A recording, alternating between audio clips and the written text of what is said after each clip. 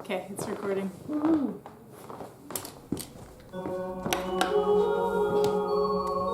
Alright, let's get that going.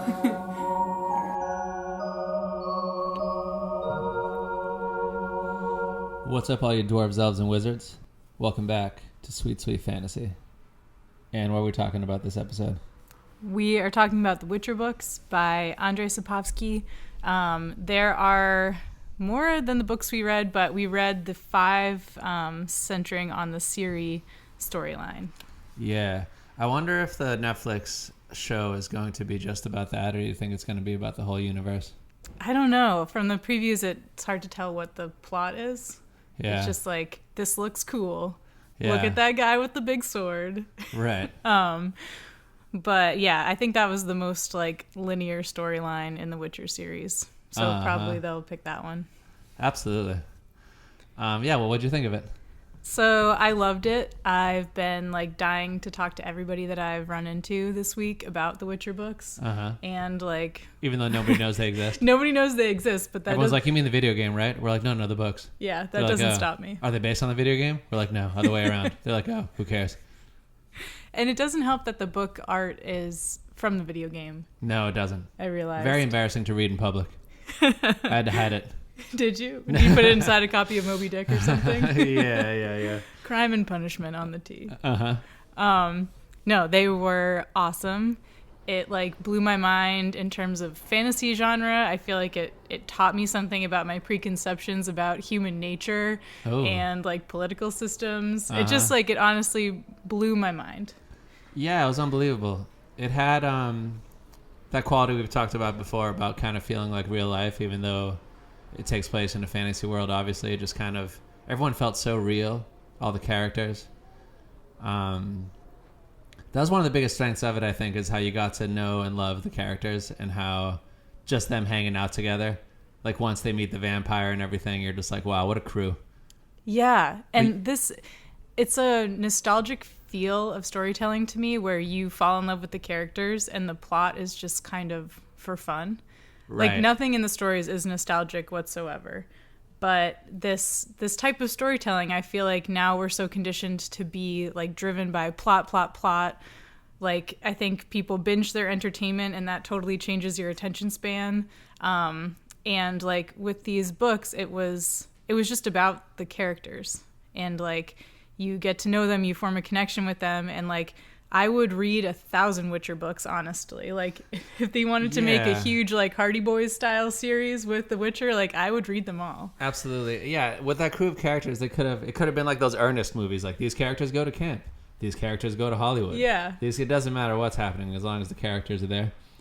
And also, I guess, I thought it was really good. It was definitely one of my favorite fantasy series I've ever read. If not my favorite.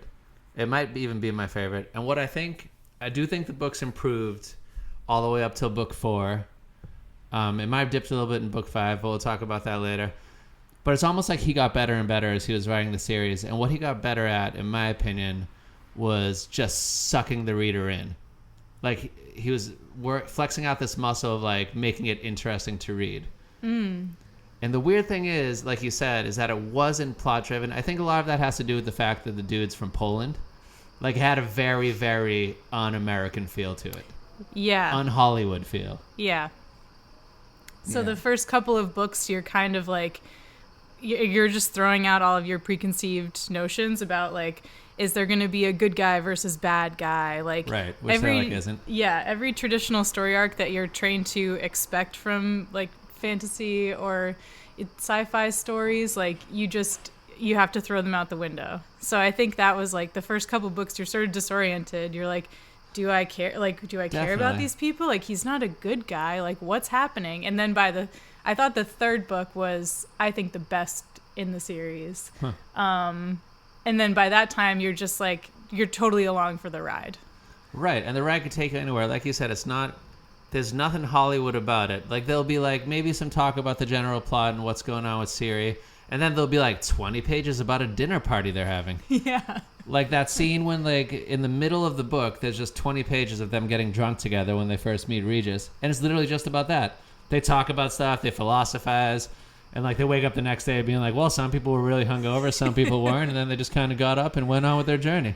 It's like you never see that, you know? Right. Usually in fantasy stories, those are the parts of the book that don't work, where you're like, stop talking about the feast, whatever. Absolutely. But in this book, those were my favorite parts. There was that, yeah. I mean, the action was really good too and stuff. It was like cool things very much happened in the book. It wasn't just like a book full of navel gazing. But in terms of like a coherent overarching plot that carries and builds on itself for 5 books, like this story didn't really have one. No. It kind of did, but that wasn't the main point of the book, and that wasn't what I think worked in the books the best. Absolutely. And all the characters were so real. Like, one way I was thinking about it was that if he would have written Harry Potter, things like, you'd see, like, Voldemort at home, like, watching TV, like, sick to his stomach. He's like, oh, I feel like crap today. You know, and in the back of his mind, he's like, oh, right, the Potter situation. Oh, my God, whatever. I just want to eat some food. My wife doesn't like me that much. Like, stuff like that. You know what I mean? Like, there was no, like, archetype characters. That's the thing. There wasn't like a bold person that's always like kicking ass and like a really evil doer. Like everyone was just like so human, really. And that was awesome. And like he found ways, I think, to like dignify all of these supporting characters in the story.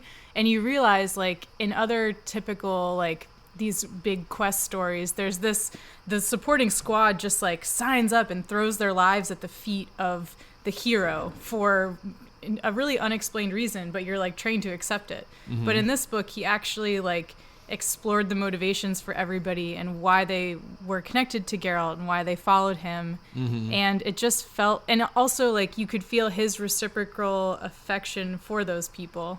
Right. It wasn't like a one-sided like we're signing up to help you because you're great and you're doing the right thing and you're a beacon of hope in our lives. No, like, none of that. They just like they met, just kind of like liked him. And they liked each other and they helped each other out. Right, and even Geralt, who I would say above all is probably the most main character, in my opinion. But there isn't really one. But I would put it on Geralt or Ciri, but probably Geralt.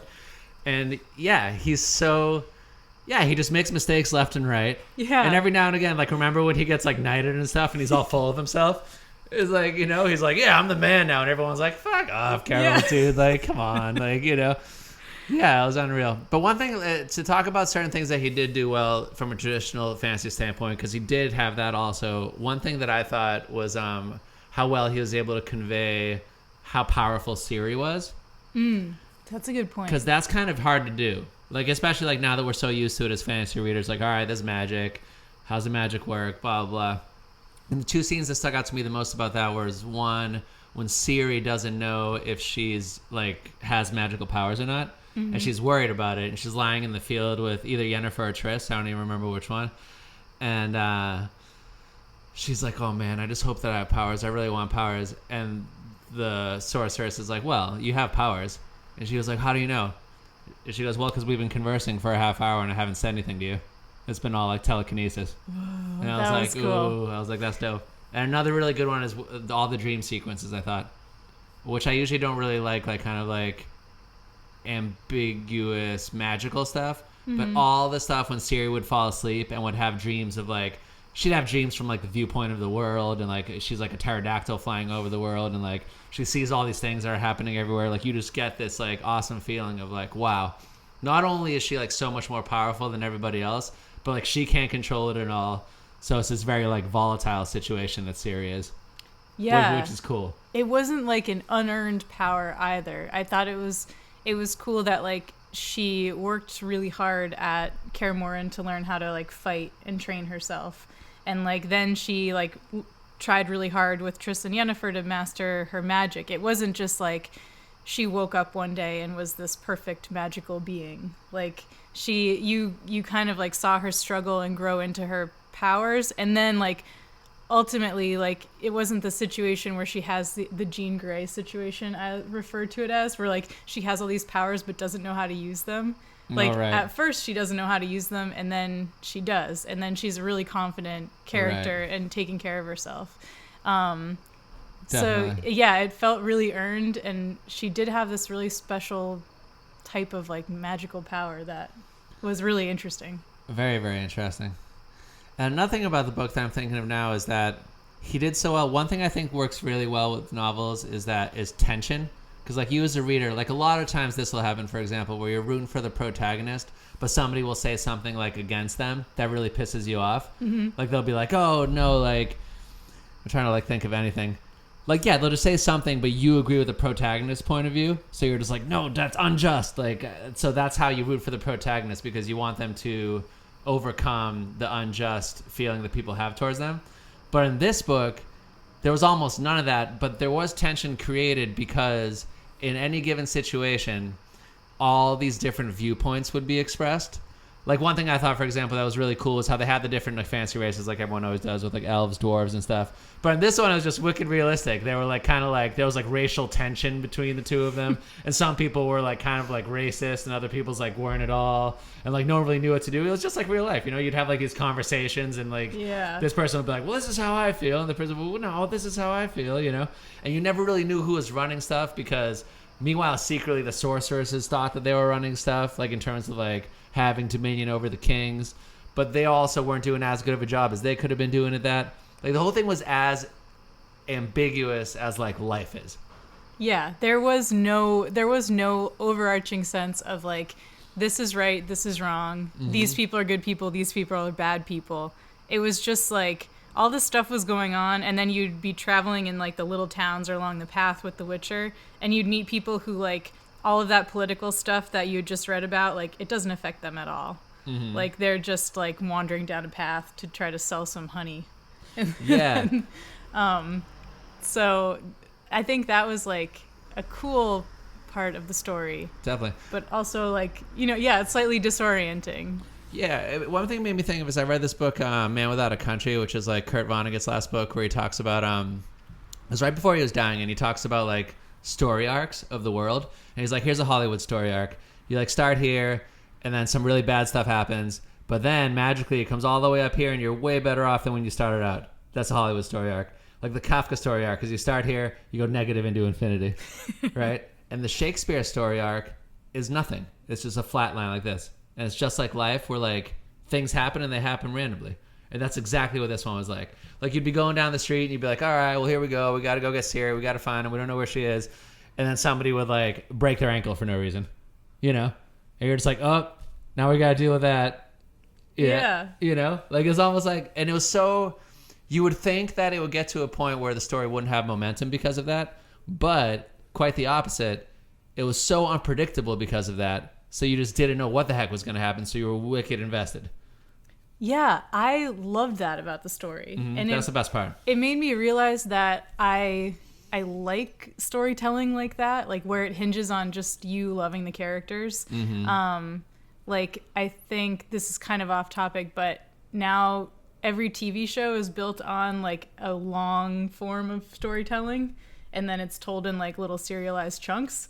But like the TV shows that I grew up really loving, and also the books that I loved, it was like those like Monster of a Week TV shows, or like Lost in Space, where they like go to a new planet every day and like meet people, learn something, do something, and then they move on. Mm-hmm. And like I don't think there's many stories being told in that style now, because it doesn't, like, people get bored of it.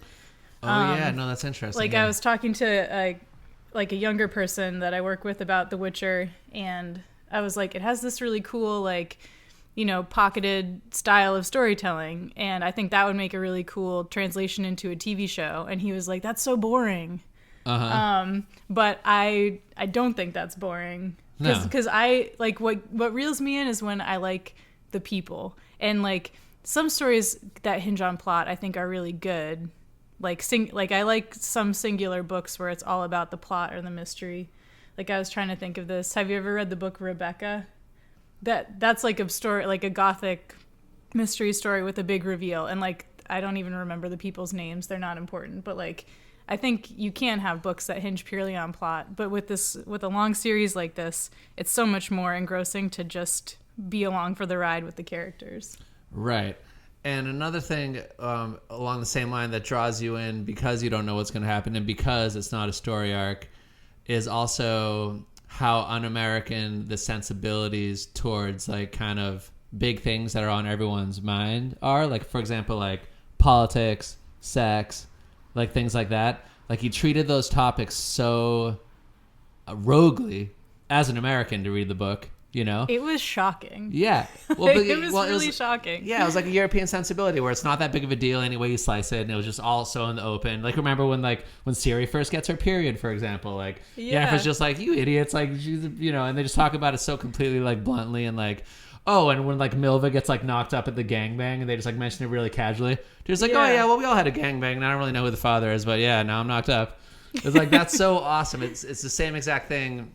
The same exact feeling I got from like the storyline that was like this, where like, wow, now I really can't predict anything at all, because I don't know, because Hollywood stuff you can like kind of predict. It's like fairly easy. Yeah. You're like, these people are gonna fall in love, or like they're you gonna can predict the stance that they have towards things like politics and sex, because it doesn't waver. And it's there's very only American. like, it's like A or B. Yeah. There's not a spectrum. Right. And here, not only was there a spectrum, it was spherical. It was like broad. Infinite. Yeah.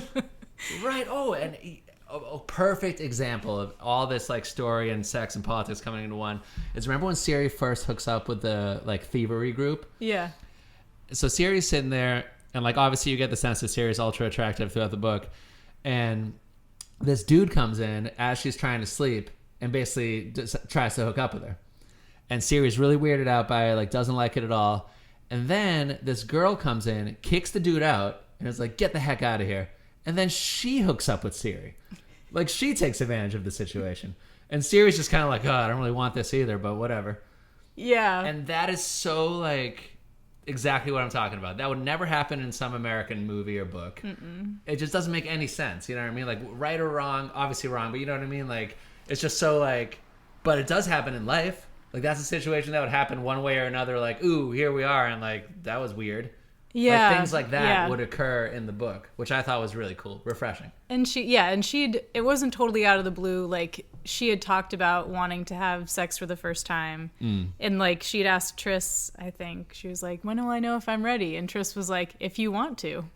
Yeah, she was like 14 at the time. Yeah. Triss was like, whatever. Yeah, she's like, if you want to do it. Yeah, the big, like, sex wasn't used to characterize like any of the female characters.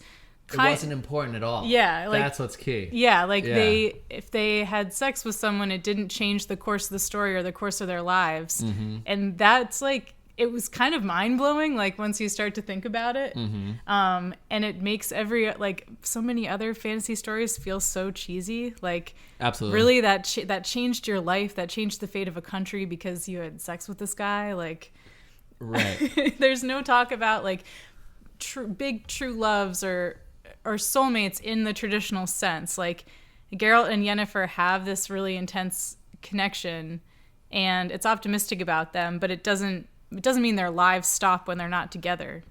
Like, their lives keep going on, and they continue being important to each other. And I thought that was actually like a really romantic and optimistic cool romance element. Yeah, they were cool, especially because there was so often when all the news from the outside world about both parties would have made them not like each other, but they never lost faith. Like, they were just like, no, that's not true. Like, that couldn't be what it is. Yeah. Which was cool. And they, like, Yennefer criticizes Geralt a lot. And I liked in, like, towards the end where she's like, I need to take matters into my own hands. When she's talking to the Kraken Crate, or however you said his name. Mm-hmm. But she's like, Geralt's not going to do anything. He's going to hem and haw and stay neutral and get in his own head and, like, never rescue Ciri. Uh-huh. And you saw that that's how he would have acted, because while they were apart, he went through that whole, like, to stay neutral or not to stay neutral, and, like, you saw him committing to the cause. Mm-hmm. And that was, like, a really non-traditional way of showing the character's growth, because you're not in Geralt's head so much. Like, they don't over-explain the decisions that he's making in life. Mm-hmm. Like, you're actually, I don't think, you're not in Geralt's head at all. It doesn't talk about, like, how he feels or anything. Not at all, yeah. It's all shown through his interactions with the characters. Like, that's how his growth is shown. Mm-hmm. So when you get these snippets of, like, how Yennefer talked about Geralt, or when she calls him out on stuff, like, those, I think, add so much to how we view him. Right. So it's like two characters that are adding to each other, but it's not like Yennefer is a foil for...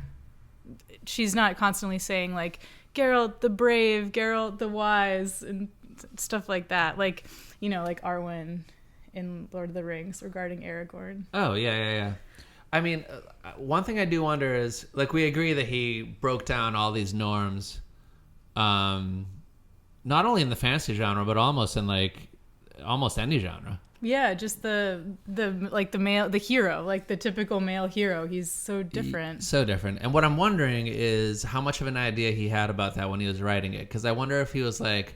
Because I feel like a lot of authors are just like, ooh, I got a hook here. Like, this has legs.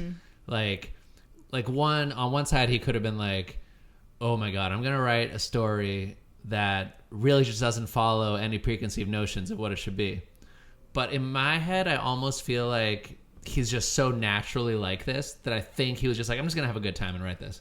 That's what it felt like to me. Like, I don't think he had too much of a preconceived notion of what it was even as he was writing it. Yeah, and I think that's why it seemed so naturalistic, like, to have Geralt act the way he did. And I mean, all the female characters, I thought this was like the best fantasy book in terms of how it like treated women, in terms of just like giving them a life and just a lot of respect, and not using them as like tools or, you know, placeholder for other people's emotions. Yeah. But if you wrote it from a standpoint of fantasy has a problem writing women, you would write it, he would have written it differently. Yeah, exactly. It was once again very lifelike because you had all different types of women.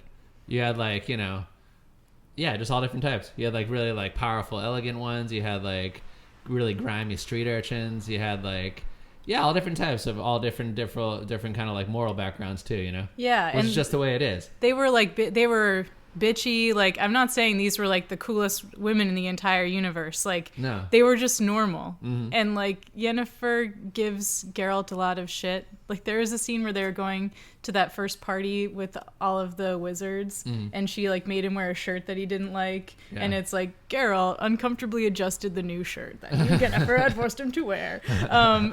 And like, so they're not perfect. No. And there was a really funny letter, I think in the first book, that she wrote him, where she just like shaded him so horribly for addressing his first letter, your friend Geralt. Do you remember that? I don't know if that was Yennefer or Triss. It was Yennefer. Maybe it was Yennefer, yeah, and she was like, well, your friend is doing just fine. Thanks for asking.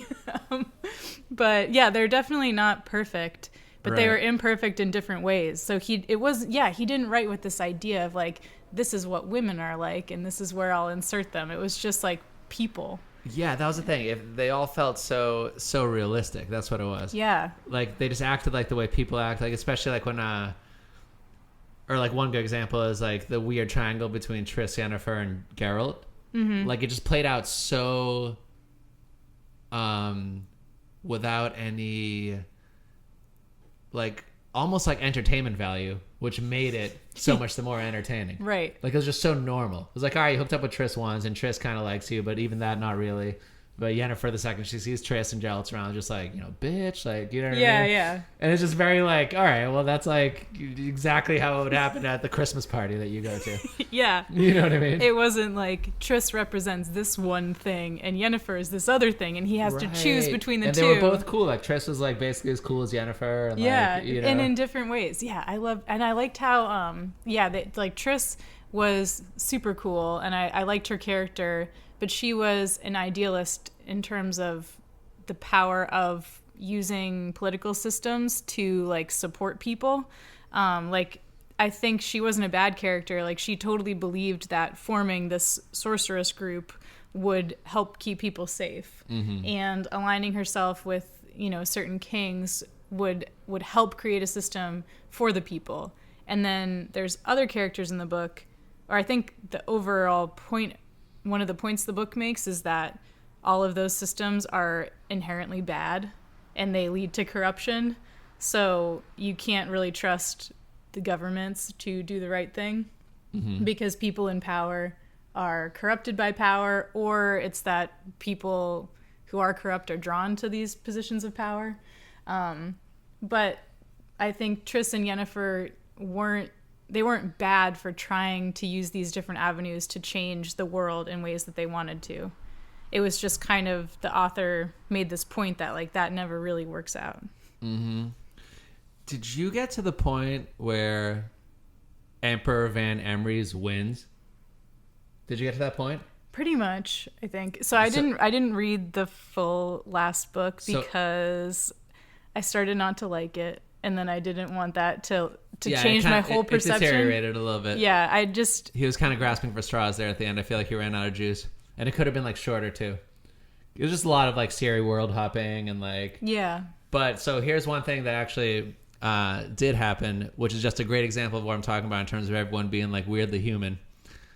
So after the final battle goes down with Vilgefortz and everything, it's all over.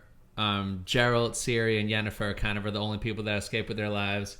And that's when Emperor Van Emrys shows up with like everybody.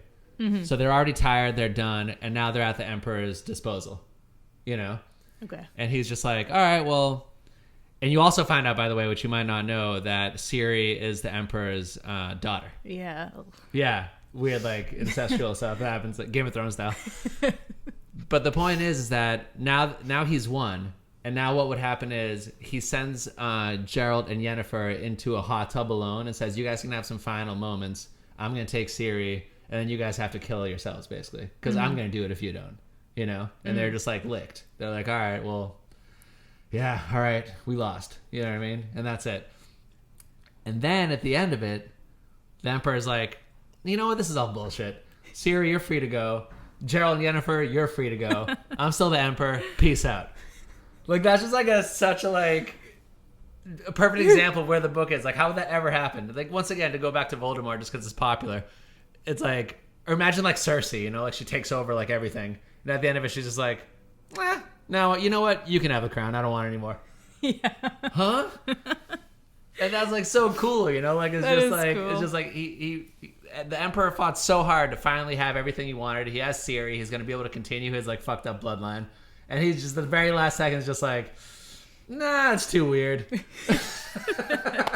Now that we're here, I see I may have taken this a little too far. Yeah, and he's just like, I don't need it anyway. I'm the Emperor. Who cares? Bye, everybody. Like, what? You know? Like, I thought that was cool. That's one of my favorite parts of the last book. That is cool. And that's just, I don't know. That's just so interesting that that's how he wrote it. That's just how he rolls. It's like, there's no checklist that has to be fulfilled. Exactly. So rogue. Yeah. Usually you set up readers' expectations, and like I feel like fantasy has pretty rigid expectations. Like, you introduce magic, you have to explain where the magic's from. Like, you know, there's a system of morality that people latch on to, and then you get swept up and you feel like you're like one of the good guys, and that makes you feel good. Mm-hmm. And then, but in this story, like none of that happened. But I do think, I think it's a super satisfying entry in the fantasy genre. Oh yeah, it might be my favorite fantasy book I've ever read personally. And I think you would probably not like it if you didn't like books like this, because like there's a lot of magic. Oh, it's ultra fantasy heavy. Yeah, you have to love fantasy for sure. So, as a matter of fact, at the end, when it's already like kind of like, well, he's just kind of like, I don't know. It's almost as if like it feels like the world just stopped paying attention by the fifth book. And it's almost like he knew it. It's almost like he was working on some school project that just like needed to get done, because he was wild. Like, he makes Ciri by the end of it the Lady of the Lake. Yeah. In the King Arthur novels. But I didn't hate that. I didn't either. Like, this is a little cheesy, but I don't hate it. Yeah. Well, it's just like him to just like be random with it like that. Yeah. It's like, oh, by the way, Galahad shows up and Ciri's the Lady of the Lake now, and that's it. Yeah. So it did eventually tie in some like Anglo-American mythology. Thought it was going to go all the way into the real world. I literally did. You thought he would just open a door to like 1995 at some point. I thought Ciri was going to end up like a stockbroker in New York or something. There was a scene in the book where there's like archaeologists looking at something, I right? remember that, and I had no idea what they were talking about. There was a scene too where like physicists were like looking at stuff, and I was just like, what is going on here? Yeah. That's at the point when, like I said, it like really like basically just like deteriorated. It was like, oh, I'm just writing bloobity bloobity blue, you know? Like, after the conflict happens, he's just like, all right, now we're just, And then he writes like 500 million other pages just about like nothing. There's like a little bit of a cool like race riot that happens, which was really interesting. Oh, the unicorn elf thing? Yeah, because after the two, after the war's over, now everyone has to kind of reacclimate to like living together and stuff. But like they fought against each other in the war, so like that was cool how he kind of like made this thing happen. That's actually how Gerald dies. Gerald died in those riots. Mm-hmm. And that's so Such anticlimactic for this. But it's so fitting for the book. Yeah. Just very randomly, some random farmer's pitchfork like hits him in the chest. Yeah. And that's how he dies. You do never get the sense that Geralt is all powerful. There's always, to me, an element of danger.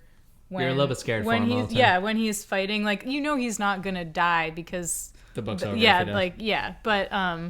But yeah, you never get the sense of like, oh, Geralt will just like run in and take care of things. Like he needs help, definitely a lot from his squad, and he gets hurt and he needs help healing, and that made me like root for him harder, kind of. Absolutely. But anyway, 2 enthusiastic wizard staffs up. Definitely. I would say. And what is the scale? How many wizard staffs is it out of? 2. Okay, 2 out of 2.